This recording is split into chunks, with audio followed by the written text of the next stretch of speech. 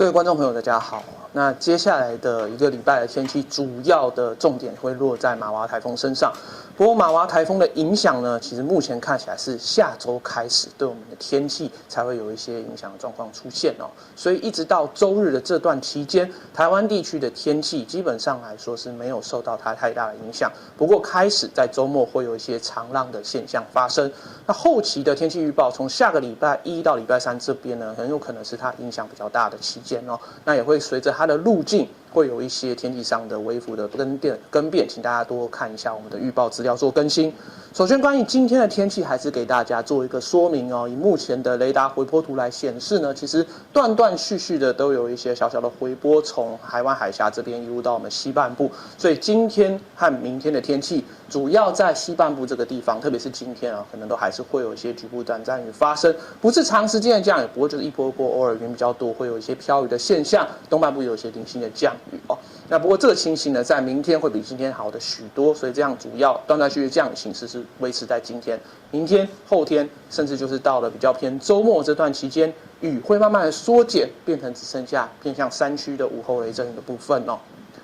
那再来呢，关于台风的动态呢，先给大家做一个说明。台湾位在这个地方，所以发现其实马娃台风呢，在昨天这段期间是比较靠近关岛地区。那接下来的期间呢，会慢慢的朝着西跟西北这个方向持续的移动哦。台湾在这个位置，菲律宾在比较偏南侧的位置，在这段期间周末这个时候呢，它是稳定的朝着这个偏西的方向慢慢的前进。这个部分呢，其实路径的分歧没有很大哦。比较大的分歧点呢，会当它来到比较非像是吕宋岛东侧这一边，以及台湾偏向东南侧海域的这块期间，它开始会有一些北转风量哦。随着这个太平洋高压的逐渐减弱，会有一些往北拐的趋势。在这个时间呢，它的速度可能会有一些减慢。那而后呢，开始有些北转的情形，这段期间是比较接近我们台湾地区。目前预估呢，比较明显的状况呢是，这路径是清晨2点路径，等一下会更新成早上8点路径。但是其实变动上面来说，我们官方预报没有变动非常多，所以还是可以做一个参考哦。可以发现，在28号、29号这段期间，北转趋势开始出来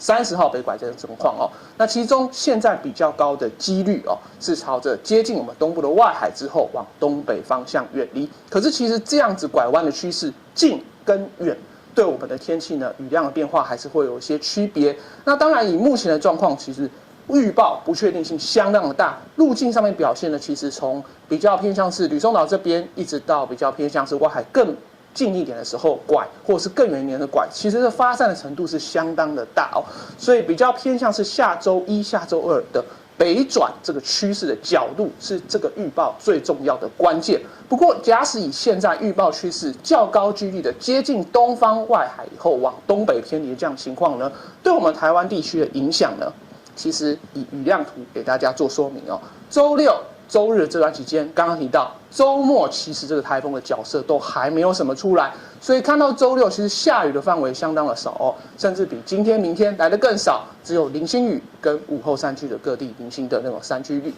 那我周日的时候呢，开始慢慢的，因为台风逐渐的靠近吕宋岛这边，所以在风向上面带动了东北风。可以发现，在迎风面这边出现类似这种东北风的这种降雨，像是基隆北海岸、恒春半岛这边的降雨慢慢出来。但是西半部地区还是以午后山区的这种阵雨形态为主。到了下周一到下周三，刚刚提到台风的主要角色慢慢的出现，因为在这段期间呢，其实这个马娃台风已经慢慢的靠近我们比较偏东南边这边，开始要往北拐，比较接近的过程当中呢，所以下周一到下周三呢这段期间，我们提到台风外围环流的影响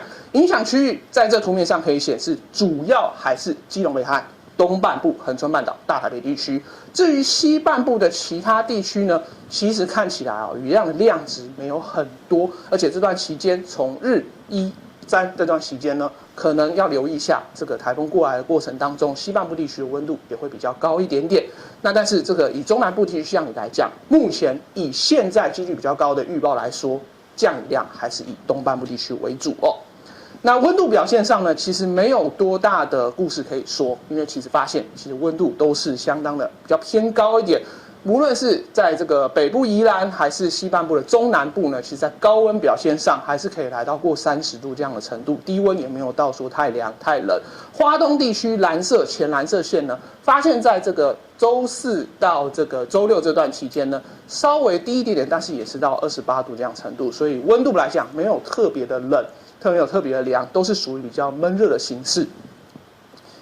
那最后关于小叮咛的部分啊。接下来这段时间，虽然马娃台风接近，但是以目前几率最高的预报来讲呢，它的路径朝东边外海这样过去，往北拐的话，降雨的趋势目前预估还是以东半部为主，西半部是午后的局部雨的这样的情况。可是要留意下周1到3，东半部地区雨可能会逐渐的增加哦。那台风本周尚无影响，所以到这个周末这段期间，天气方面没有影响。可是如果要出海哦，那这个有长浪的现象开始在基隆北海岸、东半部恒春半岛出现。那在周末周6开始会慢慢的出来，周日的时候甚至在马祖南部的沿海，通通都要留意一下，这些有长浪的现象是危险的。虽然说天气尚无影响，而天气影响是落在周1到周3这段期间，可能要特别留意哦。以目前的路径来讲，是有外围环流接近，影响可能主要以东半部地区为主。再来就是提醒大家，今天清晨在嘉义地区其实有浓雾的现象出现。同样的，今天晚上到明天呢，金马地区也有雾的现象有可能会出现，所以在航班上面一定要留意相关资讯，因为这段期间是雾的好发期。那以上就是今天的天气说明。